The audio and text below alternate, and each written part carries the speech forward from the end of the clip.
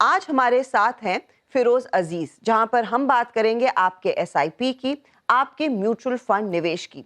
फिरोज हम सब जानते हैं आनंद राठी वेल्थ के डिप्टी सीईओ हैं और म्यूचुअल फंड की परख इनको बखूबी है।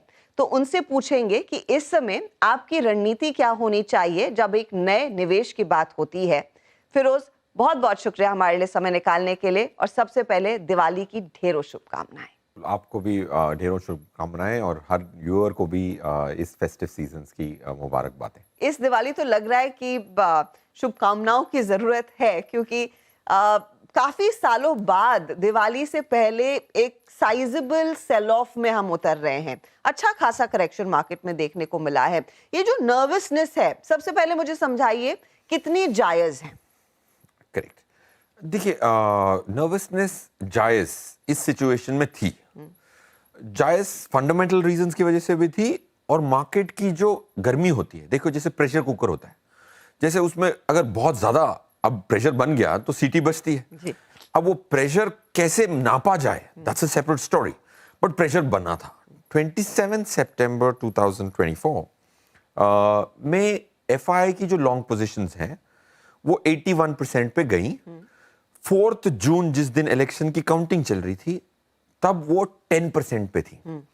तो आफ्टर इलेक्शन एफआईआईज जो बहुत हल्के होके बैठे थे, रिजल्ट के बाद उनकी 10% की लॉन्ग पोजीशन 81 तक लाते लाते 2-3 महीने लगे, बट वो 81 पे जब थी तब 26,234 का लेवल था 27 सितंबर को। तो ये pressure inside the pressure cooker को नापने का अच्छा बैरोमीटर मैंने देखा है लास्ट 2.5 साल में से। ये 11 बार बोला है और 11 के 11 बार सही गया है, अगर 80% उधर चल जाए। That's point 1। सो ये जो बैक ट्रैकिंग थी थोड़ी जायज थी बिकॉज लेवरेज पोजीशंस थी। That's point 1। पॉइंट 2, फंडामेंटली मेरे हिसाब से थोड़ी सी जायज भी है, क्योंकि आप देखें अगस्त 2020 में हमने निफ्टी की अर्निंग्स पे कॉल दिया था कि बहुत बढ़ेगी। जब हम लॉकडाउन में बैठे थे तो अर्निंग्स बढ़ने की उम्मीद थी जी। उस साल थी 530 रुपए की अर्निंग्स निफ्टी की। बेस्ट ईयर आया। आप आश्चर्यचकित, आई एम श्योर आप तो ट्रैक करती हैं, व्यूअर्स आश्चर्यचकित जरूर होंगे कि the best earnings year for the last 20 years is the year where you and me sat in a lockdown. Correct. 530 रुपए की अर्निंग्स बढ़ गई 777, 777 हो गई 819, 819 हो गई है लास्ट ईयर 1048। अब इतनी अच्छी अर्निंग्स की रैली के बाद ये पहला क्वार्टर थोड़ा सबड्यूड रहा, अर्निंग एस्टिमेट को वो मीट नहीं कर पाया। So fundamentally also there is a reason, leverage wise also there was a little reason for this.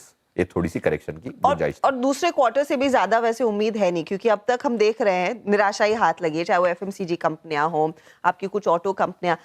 अब मैं उस अर्निंग्स पर एक छोटा सा सवाल आपसे पूछना चाहूंगी, क्या इतनी बिगड़ी हुई हालत है कि एक एक दिन में आपका एचयूएल 6% टूट जाता है? बजाज ऑटो ने ये कह दिया कि पहले 15 दिन फेस्टिव सीजन के ठीक नहीं है, तो 8% स्टॉक टूटा। टीवीएस के साथ ये हुआ, अक्रॉस द बोर्ड, और ये कंजम्पशन स्टोरी के साथ हो रहा है, जहां पर सबसे ज्यादा उम्मीद थी कि रूरल डिमांड पिकअप करेगी तो हमारे लिए स्थिति बेहतर होगी। कंपनियां भी कह रही हैं रूरल आगे बढ़ गया, बेचारा अर्बन पीछे छूट गया। तो ऐसे में मामला क्या और बिगड़ सकता है? बिल्कुल बिगड़ सकता है। देखिए, जैसे लास्ट ईयर जो हमारी अर्निंग एस्टिमेट थी निफ्टी की 965, अपग्रेड होते होते 1048, तो हम तो गलत गए अपनी अर्निंग एस्टिमेट में। जाहिर सी बात है, ऊपर आई तो खुशी की बात है, जब आप गलत जाते हो और अर्निंग्स कम आती है तो दुख ज्यादा होता है, बट इसमें तो गलत जाने का भी अच्छा आनंद आता है। तो जब बेस इतना बढ़ गया 1048 पे, तो लोग बहुत सारे ऑप्टिमिस्टिक हो जाते हैं, और मार्केट में मार्जिन फंडिंग, अगर आप टॉप 3 ब्रोकर्स की मार्जिन फंडिंग बुक देखोगे ना, जहां रिटेल लगाता है 100 रुपए है और 200 रुपए ब्याज पे ले लेता है, उसकी मार्जिन फंडिंग ऑलमोस्ट पीक पे चली गई थी टॉप 3 ब्रोकर्स की। सो रिटेल भी लेवरेज कर रहा था, एफआईआई लेवरेज करता है तो फ्यूचर्स का यूज करता है। So to answer your pointed question, earnings जब बढ़ जाती है तो लोगों की उम्मीदें और बढ़ जाती हैं, और हायर बेस पे अर्निंग्स कम आई। सो द रीजन व्हाई 6% इसीलिए गिर रहा है क्योंकि सटोरिये भी फुल फ्लेज खेल रहे थे, एंड आई थिंक उनको एक निराशा मिलती है तो हट जाते हैं। बट हैविंग सेड विच, मेरा ये मानना है कि जो निफ्टी की जो अर्निंग की सॉलिडिटी है वो इस साल की जो एस्टिमेट है हमारी 1165 की, हम बहुत बारीकी से देखते हैं, आप भी बहुत बारीकी से देखती हैं, हमारे से ज्यादा बारीकी से। एक मीडिया चैनल, आपका क्रेडिबल मीडिया चैनल, हर रिजल्ट को आने से पहले ही सबके पास आप पहले पहुंचाती है। बट 1165 बहुत लाइकली है इस साल का, और अगर ये हो गया तो मार्केट में बहुत बायंसी होगी, और I don't think there is anything to worry.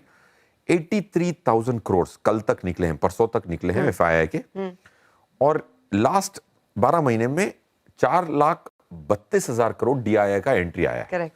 So I think domestic flows बढ़ रहे हैं, तो इसीलिए बायंसी रहेगी, तो डरने की बात नहीं है। ब्रॉडर मार्केट में शायद डरने की बात आ रही है अभी फाइनल लैप पे। मैं उस पर आऊंगी, क्योंकि आपने कहा कि डोमेस्टिक फ्लोज अच्छे खासे हैं।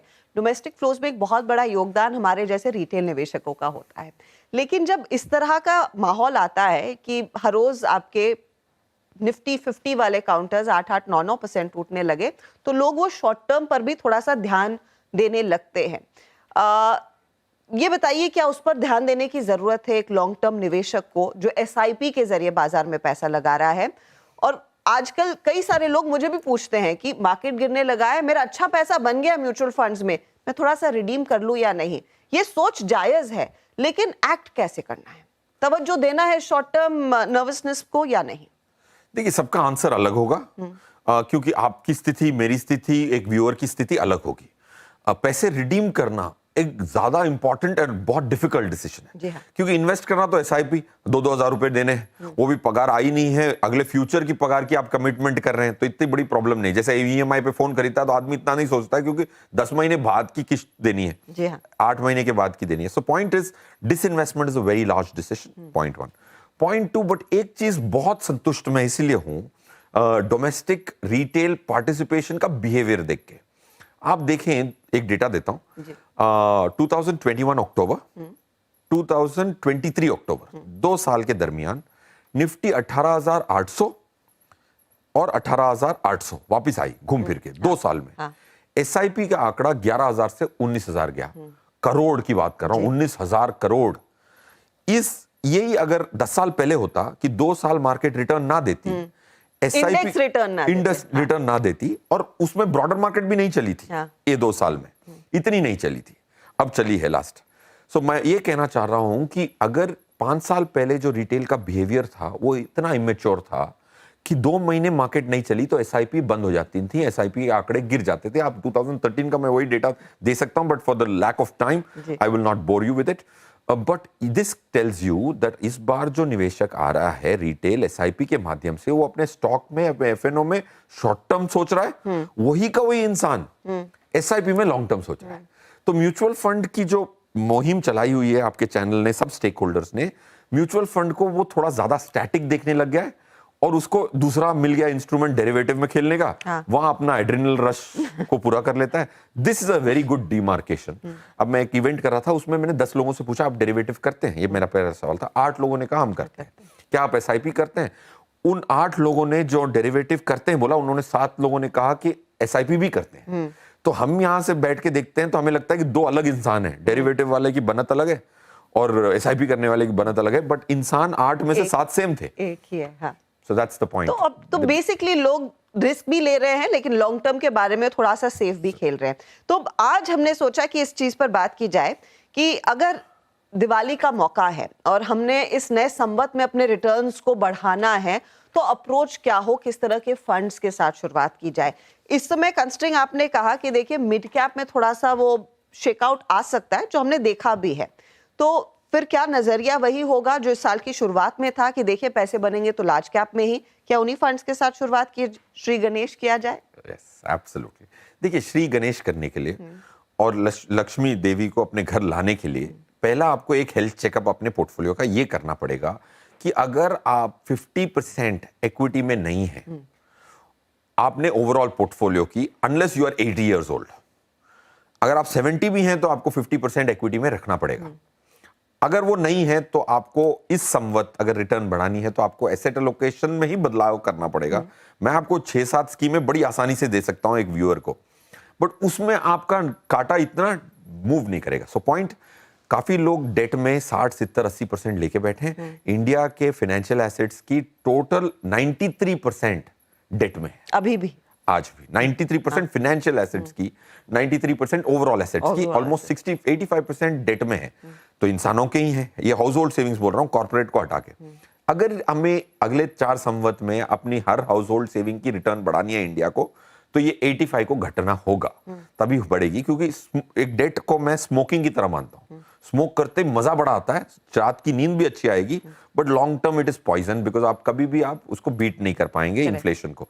सो इस संवत एक चीज अगर आप ठान लें, अगर आप 15% इक्विटी में हैं जैसे इंडिया की एवरेज है, तो उसको आप प्लीज 25-30% जाएं, कदम कदम से जाएं, 2-3 संवत में एटलीस्ट 50% पे पहुंचाएं, वरना इंडिया की रिटर्न नहीं बढ़ सकती, हाउस होल्ड की रिटर्न नहीं बढ़ सकती। That's point 1। पॉइंट 2, आपको लास्ट ईयर की बेस्ट जो परफॉर्मिंग एसेट थी उसकी तरफ खिंचाव कम रखना है। आपको खींचेगा, वो अच्छा एसेट खींचेगा। हाँ। तो उससे आप अगर थोड़ा बच के चलें, लास्ट 1 ईयर की जो सबसे अच्छी एसेट रही है वो गोल्ड रही है। राइट, आपको जाहिर सी बात है बड़ा अट्रैक्टिवनेस आएगा। स्मॉल कैप बहुत अच्छी सब एसेट रही है, उसमें भी आपको आकर्षण इतना अच्छा होगा क्योंकि लोग पास्ट परफॉर्मेंस के आधार पर इन्वेस्ट करते हैं। तो उस लालसा से थोड़ा बचे इस संवत, is my pointed recommendation. Okay, तो पहला फंड आपका फिर क्या रहेगा, किसके साथ शुरुआत की जाए? पहले 2 फंड, क्योंकि आप कह रहे हैं स्मॉल कैप से बचे, लेकिन स्मॉल कैप में एक्सपोजर भी होना चाहिए, but what do you start with? Yes, you can start with, अगर थोड़ा बचें और थोड़ा सेफ्टी रखें और एसेट एलोकेशन बढ़ा रहे हैं, तो ICICI Pru dividend yield fund. जो डिविडेंड यील्ड स्टॉक्स होते हैं, ऑफ कोर्स जाहिर सी बात है वो भी काफी चल चुके हैं, बट इसमें एक थोड़ी इनहेरेंट लोअर रिस्क रहती है, इसीलिए पहला फंड होगा डिविडेंड यील्ड। आईसीआईसीआई का 19 साल से चल रहा है। मितुल साहब फंड मैनेजर हैं, 5000 करोड़ का फंड है। लास्ट 1 ईयर की जो एयूएम है वो 106% से बढ़ी है, मतलब फंड की साइज बढ़ रही है। सो आई थिंक इसमें 78% लार्ज कैप है, वो भी डिविडेंड यील्ड स्टॉक्स ज्यादा है। तो जाहिर सी बात है it can create a certain degree of foundation to your portfolio. Okay, और इसके साथ फिर क्योंकि आपने कई सारे कॉम्बिनेशन दे दिए हैं, अब अगला क्या रहेगा? और इन फंड्स को आप बेसिकली जब चूज कर रहे हैं तो क्या तवज्जो आप लार्ज मिड कैप्स को पहले देंगे या फिर जो टॉप 50 कंपनियां हैं उसको देंगे? क्योंकि क्लियरली ये dividend yield fund is the cream of the cream, right? 78, जैसे आपने सही फरमाया, 78% तो लार्ज कैप है। तो डिविडेंड भी ज्यादा है उनका और लार्ज कैप भी है, तो ये बॉयंसी आती है। बट क्या ये सही रणनीति है कि लार्ज कैप में जाएं? मेरे हिसाब से हाँ, क्योंकि हम जब स्मॉल कैप में 0 थे 5 साल तक हमारे मॉडल पोर्टफोलियो में, फिर वो हम 30% पे ले गए थे, अब उसको हम 20 पे लाए हैं। अगर पूरे संवत की बात करें तो मेरा हिसाब से small cap will have some serious correction after 3-4-5 months. Okay, so इसीलिए मैं थोड़ा ज्यादा स्टेबल देखूंगा और लार्ज कैप में ज्यादा झुकाव रखूंगा। लार्ज कैप पर ज्यादा झुकाव रखेंगे। तो आपने ICICI Pru dividend yield fund दिया, आपने हमारे साथ शेयर किया डीएसपी का इक्विटी अपॉर्चुनिटीज फंड भी, जो दोनों लार्ज और मिड कैप का एक कॉम्बिनेशन है। इस फंड में आपको इस समय क्या पसंद आ रहा है? क्योंकि इस तरह के कॉम्बिनेशन वाले कई सारी दूसरी स्कीम्स भी हैं। यस, बिल्कुल, बहुत सारी स्कीम्स हैं। इसकी पास्ट परफॉर्मेंस आप देखेंगे तो बहुत अच्छा नहीं दिखेगा। अगर आपको पास्ट परफॉर्मेंस के आधार पे खरीदना है तो कोई भी वेबसाइट आपको chronological order of descending order में दे देगी, आप खरीद सकते हैं। बट अगर आपको रोहित सिंघानिया की बनत समझनी है, उनके लास्ट 20 निर्णय कितने अच्छे गए कितने बुरे गए वो सब हम परखते हैं। फिर हमें लगता है कि जो आज का पोर्टफोलियो है उनका, उसकी हम टारगेट एनएवी कैलकुलेट करते हैं कि ये स्टॉक की, हर स्टॉक की अगर टारगेट ली जाए तो इस कॉम्बिनेशन की क्या एनएवी होती है, टारगेट एनएवी होती है। वो टारगेट कभी ऊपर नीचे पूरा नहीं होगा, मतलब एग्जैक्टली वो पूरा नहीं होगा, बट उसको कंप्यूट करके देखते हैं। इसमें हमें पता लगता है कि ये फंड खरीदना चाहिए, ये फंड खरीदना चाहिए। So that's on that basis ये फंड जो लार्ज कैप और मिड कैप को कॉम्बिनेशन करता है, this is a better poised fund, not on the basis of past performance but future prospects. और अगर आप लार्ज और मिड कैप फंड ले रहे हैं तो how different will it be from that so called hotness of आपका flexi fund या फिर मल्टी कैप फंड? क्योंकि इवेंचुअली तो वो सब एक ही घड़े में चले जाते हैं और वही स्टॉक सभी ले लेते हैं। तो आप कैसे एनालाइज कर रहे हैं इस डिफरेंस को कि कौन सा मल्टी कैप फंड अच्छा करेगा versus a large and mid cap fund, या फिर कौन सा फ्लेक्सी कैप फंड अच्छा करेगा? ये कैसे आप डिफरेंशिएट कर रहे हैं? बिल्कुल, आपने बिल्कुल सही फरमाया। देखिए, है 2300 स्टॉक्स हैं लिस्टेड, बट अगर आप देखेंगे सब फंड उसी में दिखते हैं। टॉप 5 स्टॉक्स निकाल के देख लो, सब हो गए। तो हम इसके लिए एक मैथमेटिकल रणनीति यूज करते हैं जिसको कैंसलिंग कहते हैं। जैसे एक मैथ का इक्वेशन सॉल्व करते हैं तो कैंसिल करते हैं, एक्स दोनों side, left hand side, right hand side, if I am comparing two funds, उन दोनों को हम पहले कैंसिल करके देखते हैं कि इन दोनों की कैंसिलिंग फैक्टर क्या है और यूनिक कौन से हैं। वो यूनिक स्टॉक्स जो हैं वो उसमें तड़का लाते हैं।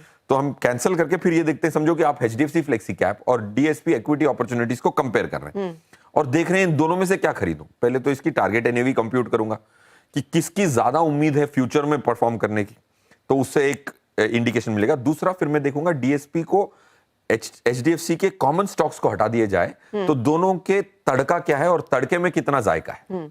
This is how you will find. तो ये इनफैक्ट आपको बस थोड़ा सा क्रक्स दे रहे हैं फिरोज, आपको सारे फंड्स जाके पढ़ने पड़ेंगे और देखना पड़ेगा आपके लिए क्या सूटेड है। लेकिन और कौन से विकल्प हो सकते हैं जहां पर निवेश किया जाए, और मुझे ये भी समझाइए ये किस तरह के निवेशक के लिए हैं, किस एज ग्रुप के निवेशकों को इन पर फोकस करना चाहिए या फिर ये सबके लिए समान है? करेक्ट। देखिए अगर आपके पास अगर हम 6 स्कीम बोलने वाले हैं तो ये एक कॉम्बिनेशन है। ये पूरे खरीदने की कोशिश करनी चाहिए, स्पेशली क्योंकि 500 रुपए भी इंसान एक निवेश कर सकता है जी। अगर आपके पास 6 स्कीम के पैसे ना हो तो उसी क्रोनोलॉजिकल ऑर्डर में जो हम रीड आउट कर रहे हैं उसमें करें। अगर आप 3 स्कीम के पैसे हैं तो तीसरे पे रुक जाना है आपने।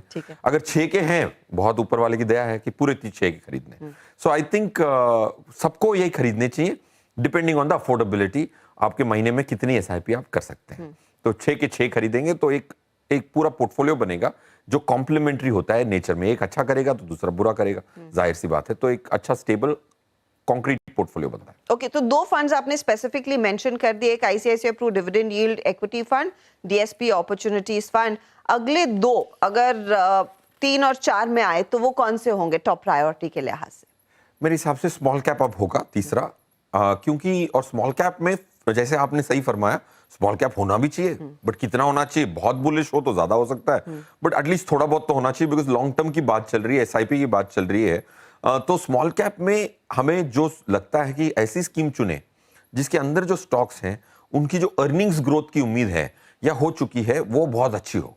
क्योंकि अगर स्टॉक मार्केट अच्छी भी नहीं चले, स्मॉल कैप गिर भी रहे हो, बट जो स्टॉक्स में अच्छी अर्निंग्स आ रही हो तो उसमें थोड़ी गिरावट कम होती है। तो इन्वेस्ट को स्मॉल कैप की जो अर्निंग्स ग्रोथ है उस पोर्टफोलियो की 67% रही है earnings growth of that portfolio, तो ये थोड़ी ज्यादा बायंट होगी।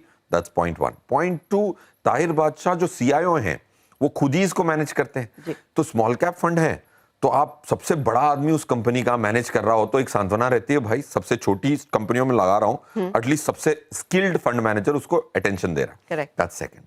तीसरा, स्कीम छोटी होनी चाहिए। 5000 करोड़ की स्कीम है बढ़ने के बाद, तो ताहिर बादशाह को अगर मन करेगी ये 3 स्टॉक बेचने हैं, इतने ना हो उसके पास कि वो बेच ही ना पाए गिरती हुई मार्केट में, इसीलिए 5000 करोड़ का छोटा scheme managed by a big guy with high growth earnings, इसीलिए इन्वेस्ट को स्मॉल कैप का चुनाव किया गया। और अगर किसी के पास और पैसा हो फिर बाकी क्या बचा लगाने के लिए? पहले तो ठीक है, इतना पैसा है तो थोड़ा खर्च भी करें। मैं अनुमान लगा रही हूँ कि लोगों ने पैसा साइड में रखा है, कैश पे बैठे हैं। बहुत अच्छा है, that's a great optimistic way of glass half full, which is what is happening. Kotak multi cap एक चौथा स्कीम होगा। मल्टी कैप में थोड़ी रिजिडनेस होती है, 25% हर जगह होगा, लार्ज में होगा, 25 मिड कैप में होगा, 25 स्मॉल कैप में होगा। बाकी जो 25% है वो सिर्फ फंड मैनेजर के डिस्क्रिप्शन पे है। और Kotak multi cap also has this policy of, थोड़ा छोटा था जब हमारे पोर्टफोलियो में आया था, तब मॉडल पोर्टफोलियो में तब छोटा था, 15000 करोड़ हो चुका है। आई पर्सनली थिंक इसकी जो अर्निंग्स ग्रोथ है 37% की रही है। जैसे निफ्टी की अर्निंग्स ग्रोथ इस साल की मेरी एस्टिमेट हो गई है सिर्फ 5.5-6% की, या एट बेस्ट 8-9% की, बट इसकी अर्निंग्स ग्रोथ लास्ट 1 ईयर की 37% ऑफ द करंट पोर्टफोलियो है। So I think Kotak multi cap एक मल्टी कैप स्कीम रहेगी। अब मैं फाइनली आपसे समझना चाहूंगी, आपने इनफैक्ट कई सारे फंड्स की बात की है, लेकिन औसतन अगर इस दिवाली में कोई पैसे लगाने की शुरुआत कर रहा है, रिटर्न एक्सपेक्टेशंस को कितना सोम्बर रखना चाहिए? क्योंकि अब तक जो भी पैसा आया है ये मिलेनियल्स और जेनजी का पैसा है जिन्होंने अब तक कोई मंदी नहीं देखी। तो इस समय फिर उनको अगर फाइन ट्यून करना है एक्सपेक्टेशन को, किस तरह के रिटर्न्स की आप उम्मीद करेंगे for the next sum month? तो इसके लिए हमने एक टेबल बनवाया था कि भाई उम्मीद इस आधार पे कर सकते हैं कि आपको वापस कब पोर्टफोलियो खोल के देखना है। अगर आप 1 साल की बात करें तो उम्मीदें बहुत परे हो सकती हैं, आपकी उम्मीद और रियलिटी बहुत अलग हो सकती है। 22% चांस ये है कि 1 साल में आपका mutual fund investment negative return भी दे सकता है। अब फिर आप इन्वेस्ट करने के बाद आप ये शॉक हो जाएंगे ऐसे कैसे हो गया। हाँ। वो तो डेटा तो कह ही रहा है तो मैंने पैसा क्यों लगाया। हाँ। वो डेटा आज देख लें, उसके साथ कंफर्टेबल हो जाएं, फिर चेक काटेंगे तो आपको एक शॉक नहीं मिलेगा। रिस्क क्या होता है? रिस्क ये होता है कि आपकी उम्मीद से परे हो। आप ऑलरेडी उम्मीद कर रहे हैं कि साल भर बाद 22% संभावना तो ये है कि मैं नेगेटिव में होऊंगा, तो एक इंसान को नींद हराम नहीं होती। So that's the point I am making. एक संवत की बात कर रहे हैं तो मेरे हिसाब से प्रोबेबिलिटीज तो नेगेटिव रिटर्न की भी होती है, बट आज की करंट स्थिति को देखते हुए मैं कहूंगा कि 14% की रिटर्न की आप उम्मीद कर सकते हैं। 10 से 11% निफ्टी दे सकता है, स्पेशली अब जो निफ्टी ऑलरेडी 6-7% करेक्ट हो चुका है।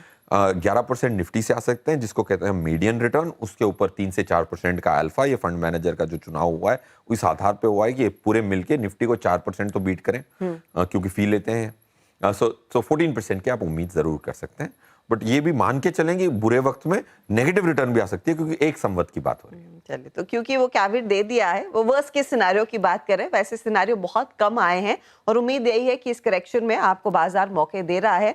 तो मौका है, अपनी एसआईपी अगर आपने नहीं शुरू की है जरूर करें, पैसा लगाइए। फंड्स आपके सामने फिरोज ने पेश किए। फिरोज, बहुत बहुत शुक्रिया हमारे लिए समय निकालने के लिए।